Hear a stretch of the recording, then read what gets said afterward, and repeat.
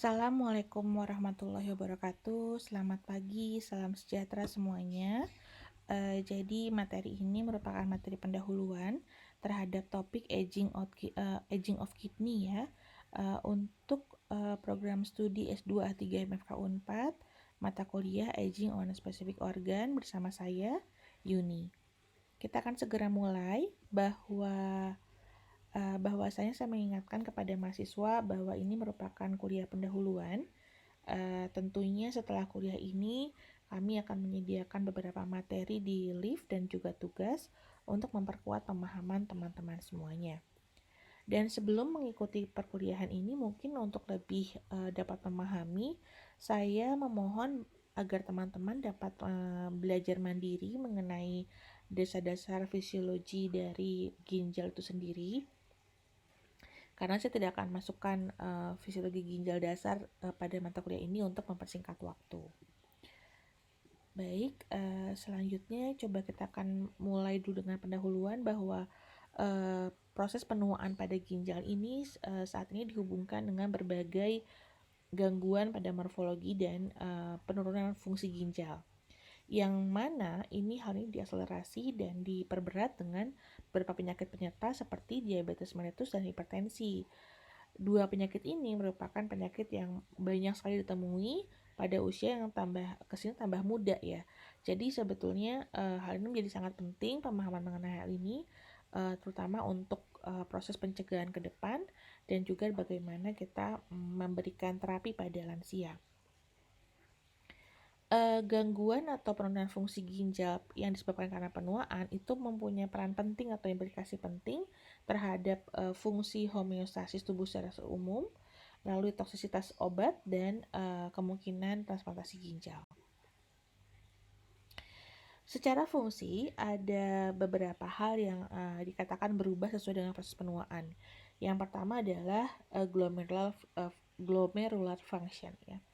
Jadi dikatakan bahwa setelah usia 30 tahun, GFR atau glomerular filtration rate ini mulai menurun dengan rata-rata 1 cc per tahunnya, yang menghasilkan ada penurunan inulin clearance yang tinggal menjadi 65 cc per menit pada umur 90 tahun. Namun penelitian ini dibantah oleh penelitian oleh Baltimore Longitudinal Study of Aging pada 294 normal subjek yang mengatakan bahwa penurunannya itu hanya sekitar 0,75 cc per tahun. Kalau tadi kan sebelumnya 1 cc per tahun ya. Dan ternyata mengagetkannya 36% dari subjek ini menunjukkan bahwa tidak ada perubahan terhadap creatinine clearance yang dihubungkan dengan penuaan. Oh ya, saya lupa menjelaskan bahwa pada aspek fisiologi glomerular function ini atau glomerular filtration rate ini diukur dengan dua cara, yaitu inulin clearance dan creatinine clearance gitu. Nah, variasi kedua studi ini menunjukkan bahwa ternyata penurunan dari GFR terhadap yang disebabkan karena aging bukan semata-mata karena aging saja gitu. Ini juga dipengaruhi oleh peningkatan dari tekanan darah atau penurunan low high density lipoprotein kolesterol yang dihubungkan dengan penuaan yang dipercepat gitu ya. Jadi bukan penuaan yang alami begitu. Nah, lanjutannya adalah mulai dicari nih kenapa ada perbedaan tadi, lalu dikatakan bahwa ternyata creatinine clearance itu kadang-kadang juga dipengaruhi oleh nutritional status dan protein intake, sehingga tidak semata-mata ingin mengukur dari GFR pada usia tua. Creatinine production dan urinary creatinine output itu secara perlahan menurun sesuai dengan proporsi penuaan. Ya, ini juga sesuai dengan penuaan dan penurunan massa otot serta berat badan pada penuaan. Sehingga dikatakan bahwa inulin clearance itu lebih spesifik mengukur GFR. Pada beberapa subjek lansia sehat, diketahui bahwa walaupun misalnya terdapat penurunan inulin clearance yang lebih rendah dibanding usia muda, tapi kadang-kadang ini masih ada variasinya begitu, masih dapat diestimasi dengan creatinine clearance. Nah, Ada hubungannya juga sebetulnya glomerular function ini bukan hanya semata-mata dengan glomerular filtration rate, tapi juga berhubungan dengan renal blood flow dan renal plasma flow. Nah, renal blood flow dan renal plasma flow ini sangat dipengaruhi oleh kemampuan renal vasodilatation. Pada keadaan normal, renal vasodilatation ini berujung pada peningkatan dari renal blood flow dan GFR yang mempresentasikan renal hemodinamik dan fungsi cadangan. Peningkatan RPF atau renal plasma flow dan GFR yang berhubungan dengan peningkatan renal vasodilatation itu diinduksi dengan adanya aliran dari amino acid dan dopamin yang terjadi pada lansia tua gitu ya. Jadi, nah pada kondisi ini maka kita mendapatkan gambaran bahwa imbalance atau ketidakseimbangan antara fungsi vasodilatori dan vasokonstriktif itu sangat mempengaruhi fungsi dari ginjal tadi terkait dengan glomerular function. Berikutnya renal function pada lansia juga tidak tidak membaik dengan waktu. Memang terjadi penurunan begitu dan tidak akan ada perbaikan, tapi ini dapat distabilisasi dengan bagus hasilnya dengan adanya control blood pressure gitu ya. Jadi penurunan dari renal function yang disebabkan karena penuaan mungkin sih kadang-kadang nggak muncul signifikan secara gangguan klinis ya, tapi dapat disuperimpose dengan adanya penyakit yang akut atau kronis yang dapat mempengaruhi renal function atau renal reserve gitu.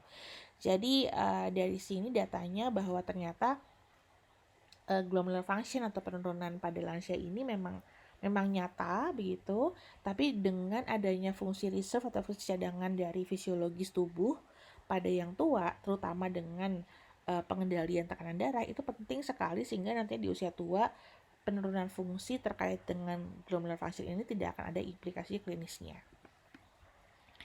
Lalu kita lanjut ke functional change yang kedua. Kalau tadi yang pertama tentang glomerularnya ya, terkait dengan GFR dan RPF, tadi renal plasma flow.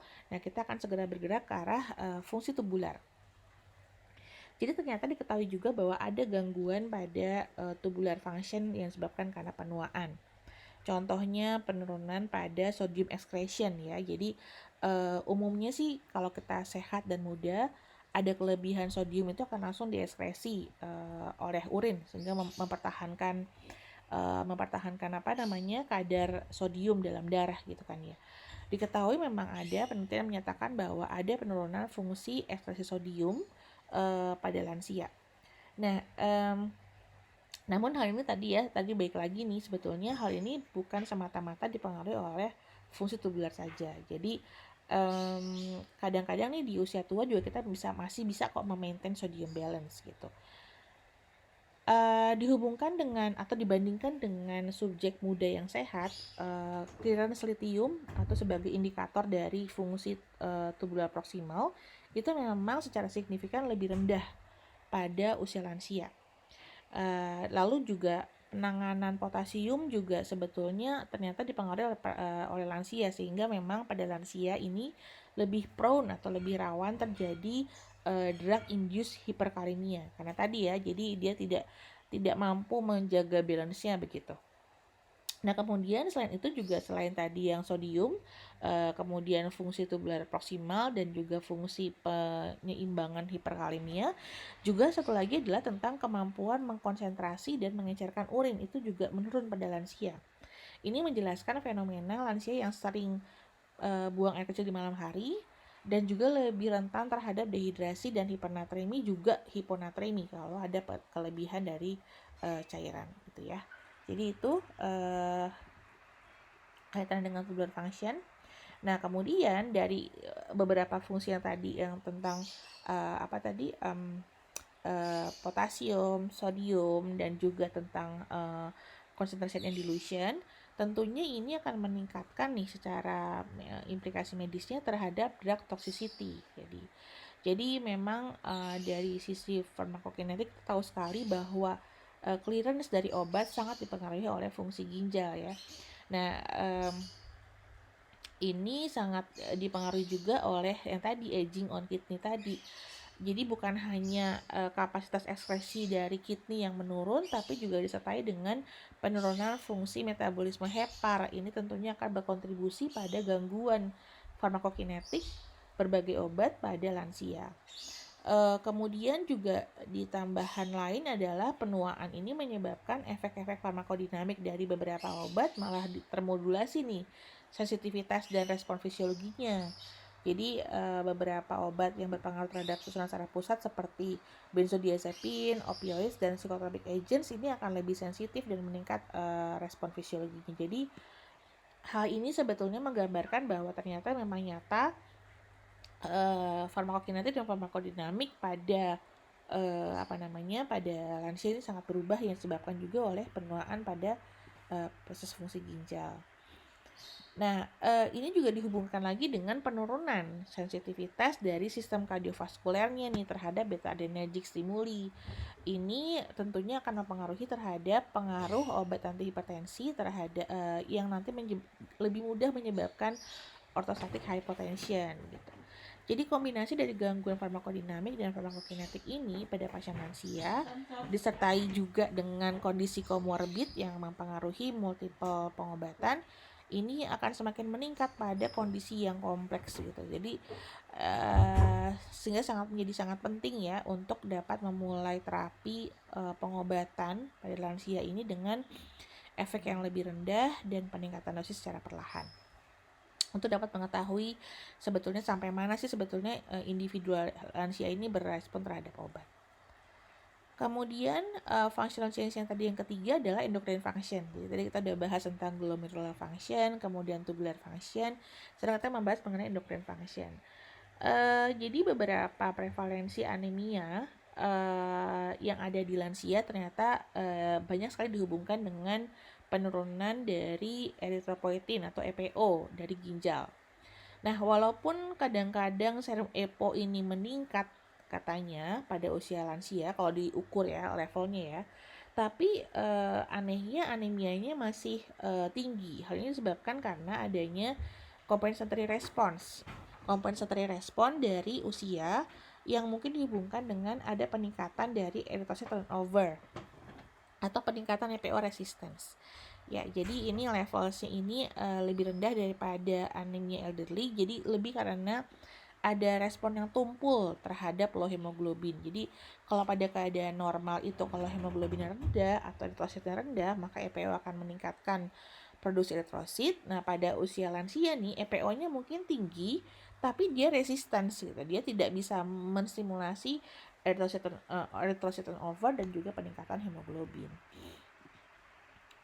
Kemudian fungsi yang berubah juga adalah terkait dengan osteoporosis dan gambaran tadi ya penurunan dari glomerular filtration rate itu serta juga dihubungkan dengan penurunan absorpsi kalsium. Ini jadi diduga bahwa penurunan serum dari 1,25 dihidroksivitamin D dan normal serum 25 hidroksivitamin D ini menunjukkan bahwa mungkin ada diminished conversion ya. Jadi ada fungsi konversi yang berubah dan juga absorpsi yang berubah. Nah, pada creatinine clearance yang kurang dari 65 cc per minute atau ada penurunan glomerular filtration tadi dilaporkan berhubungan sekali dengan resiko jatuh dan osteoporosis juga dengan level kalsitriol yang tidak berespon gitu. Jadi ternyata pada lansia-lansia yang dengan gangguan glomerular function atau GFR-nya sangat rendah ini kan sangat berpengaruh terhadap kerentanan terhadap osteoporosis tadi ya, dan juga bagaimana respon terapinya terhadap kalsitriol gitu. Ini juga nanti dihubungkan lagi dengan bagaimana sensitivitasnya terhadap vitamin D reseptor yang kaitannya dengan kekuatan massa otot. Kemudian juga selain tadi bicara tentang EPO, lalu tentang tentang osteoporosis dan kalsium dan vitamin D atau kalsium, ginjal juga merupakan satu lokasi terutama terhadap insulin clearance ya. Yang dari systemic circulation itu umumnya sih sekitar dia tuh membersihkan atau memindahkan sekitar 50% dari insulin di peripheral circulation. Nah, insulin clearance ini di ginjal ini sangat dipengaruhi oleh filtrasi glomerulus dan proximal tubular uptake dan regenerasi. Sehingga tadi kalau kita tahu bahwa aging berpengaruh terhadap glomerular filtration dan tubular function, maka penurunan fungsi ginjal pada lansia itu akan menimbulkan penurunan insulin clearance. Dalam hal ini ada penurunan glucose tolerance di mana lansia akan mempunyai gangguan insulin sekresi dan berhubungan dengan penuaan. Jadi memang ada kaitannya bahwa ternyata antara diabetes mellitus dengan chronic renal insufficiency dan ekses paratiroid hormon ini saling berhubungan dengan yang saling intertwin pada penurunan fungsi ginjal yang disebabkan karena penuaan. Beberapa penelitian terbaru juga menunjukkan bahwa insulin atau fungsi insulin ini yang diukur dengan intravenous glucose minimal model ini katanya lebih rendah pada yang lansia dibanding partisipan muda. Ini menunjukkan bahwa terjadi peningkatan peripheral resistant terhadap insulin pada lansia. Sekresi insulin juga sangat dipengaruhi pada lansia ya, adalah dengan penurunan secretory beta cell cadangannya gitu. Jadi total body insulin clearance yang menurun pada lansia, tapi juga lebih berpotensi pada glucose intolerance. Satu lagi yang masih berhubungan tadi selain tadi tentang EPO, kemudian tentang calcium metabolism dan insulin, yaitu tentang sympathetic regulation. Sympathetic nervous system ini diketahui meningkat pada pasien-pasien dengan gangguan ginjal kronis dan terus terus ada walaupun setelah menjalani transplantasi ginjal.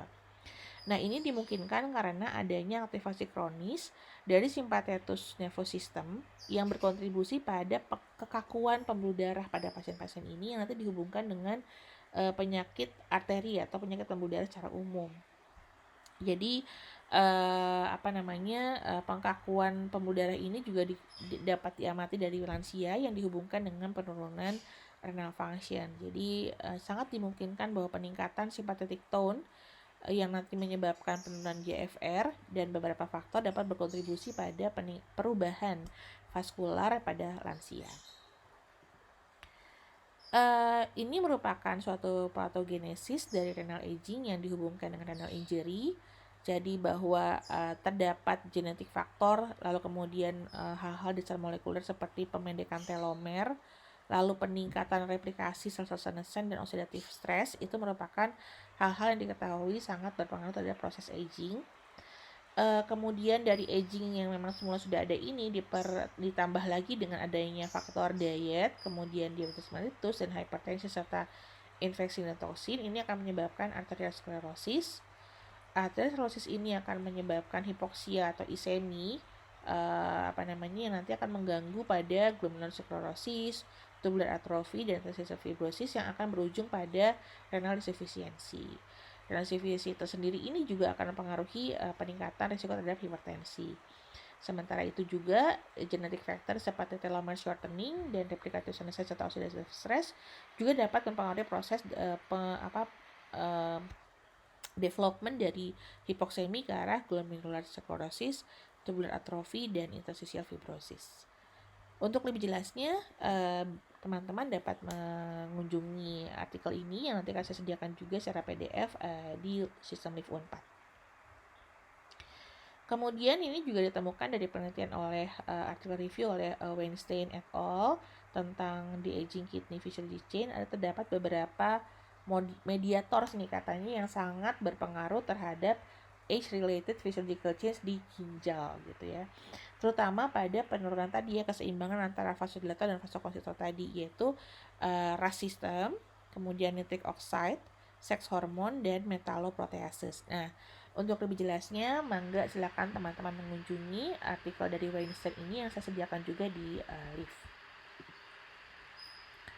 Kemudian tentang cell senescence pada renal aging. Jadi cellular senescence itu adalah menunjukkan di mana suatu sel itu jadi stabil pada cell cycle ya, jadi semacam seperti hibernate atau tidak atau istirahat dan tidak melakukan lagi proliferasi. Jadi dia tidak menjadi resisten terhadap growth promoting stimuli. Biasanya ini berhubungan dengan DNA damage. Nah, senescent cells ini karakterisasinya adalah dia mempunyai perubahan morfologi dan metabolic changes, kemudian reorganisasi kromatin, perubahan gene expression, dan adopsi dari pro-inflammatory phenotype yang dikenal dengan senescence associated secretory phenotype atau SASP. Aging merupakan proses penurunan yang fungsi yang progresif di mana senescent ini hampir terjadi di seluruh tubuh. Jadi kalau misalnya teman-teman tahu bahwa senescent itu kan berjalan terus ya sepanjang waktu dari mulai embryogenesis, namun jumlahnya akan semakin meningkat semakin dengan usia tua gitu. Padahal sel senescent ini sebetulnya menguntungkan sih pada beberapa hal, mencegah tumor, kemudian mempercepat wound healing. Namun pada usia tua diketahui bahwa sel senescent ini menghambat pembaharuan sel tadi. Dia kan resisten terhadap growth promoting stimuli. Jadi kalau jumlahnya sangat banyak ya banyak hal yang sudah rusak tidak bisa diperbaharui begitu kan ya. Nah, ini adalah beberapa kunci sel senescence yang katanya diketahui sudah diidentifikasi beberapa studi sebelumnya yang dapat mempengaruhi terhadap aging of kidney. Yang pertama adalah key catalytic cascade-nya dimulai dengan renal cell senescent yaitu P53 dan juga P16 ini, di mana P16 ini akan menghambat kompleks CDK dan juga akan menghambat fosforilasi RB atau retinoblastima protein. Nah, penghambatan fosforilasi RB ini juga disimulasi oleh P53 di mana P21-nya juga menghambat CDK kompleks. Penghambatan fosforilasi RB ini akan juga menghambat aktivitas dari E2F yang nanti dikarakterisasikan dengan penghambatan sel proliferasi gitu ya. Kemudian repair capacity juga akan menurun dengan aging. Hubungannya dengan tadi ya dia SIRT1 ini diketahui sebagai modulator terhadap senescent signal dan dengan bersamaan dengan WNT9 dan GSK3 beta ini akan memproduksi lebih banyak renal cell senescence. Bersamaan dengan sel proliferasi yang menurun tadi dan renal cell senescent, maka ada cell growth arrest, kemudian apoptosis proliferasi imbalance, dan adanya inflamator SASP. Hal ini menggambarkan atau akan memperberat kondisi renal aging, di mana renal aging ini akan menurunkan renal repair capacity dan susceptibility terhadap injury. Untuk lebih jelasnya, saya sarankan teman-teman mengunjungi jurnal Yu Dongfang dan et al. Yang saya cantumkan di sini dan sudah saya sediakan juga di Live Unpad. Kemudian untuk the future, jadi sebetulnya kalau tadi teman-teman bisa baca 3 jurnal tadi saja ya, sebetulnya sangat menarik ini hubungan antara hipertensi dan diabetes mellitus dan dengan penuaan intelektual ini seperti apa. Jadi sebetulnya dengan melakukan penelaahan lebih lanjut tadi akan ada informasi bagaimana sih sebetulnya mempromot kesehatan pada lansia dan bagaimana sebetulnya memformulasi individualized care terhadap elderly population, karena tadi kan ya ada sangat banyak sekali faktor yang bisa mempengaruhi dan bisa menyebabkan perubahan-perubahan yang ada di elderly tadi. Kemudian ini yang paling menarik buat saya adalah further studies also need to further define the role of diet and caloric restriction of the process of renal aging. Ini sangat menarik sekali karena ini merupakan suatu hal yang doable dan memang sudah terbukti banyak sekali fungsinya. Cuman seperti apa caloric restriction-nya dan melalui metode mana itu belum jelas sampai sekarang. Kemudian area lain yang potensi dalam penelitian juga adalah bagaimana peran gender. Karena tadi kita sama-sama tahu bahwa ternyata hormonal itu berpengaruh ya, seks hormon. Kita nggak pernah tahu apakah estrogen pada wanita itu mempunyai efek yang berbeda dengan testosteron pada laki-laki terhadap proses aging internal. Ini juga belum banyak yang diketahui. Kemudian juga untuk mengetahui kompleks mekanisme dari aging itu dibutuhkan banyak sekali multidisiplin, dan ini merupakan membutuhkan pendekatan bersama. Jadi banyak sekali hal-hal yang bisa kita gali dari renal aging ini. Mungkin itu saja dari saya. Terima kasih banyak. Jadi saya sarankan teman-teman mengunjungi jurnal lengkapnya yang saya sediakan di Live, ada 3 jurnal, dan kemudian nanti ada tugas essay yang berisi 2 pertanyaan yang ada juga di Live. Semoga teman-teman bisa memperkaya diri sendiri dengan memperbanyak ilmu pengetahuan. Terima kasih. Assalamualaikum warahmatullahi wabarakatuh. Selamat siang.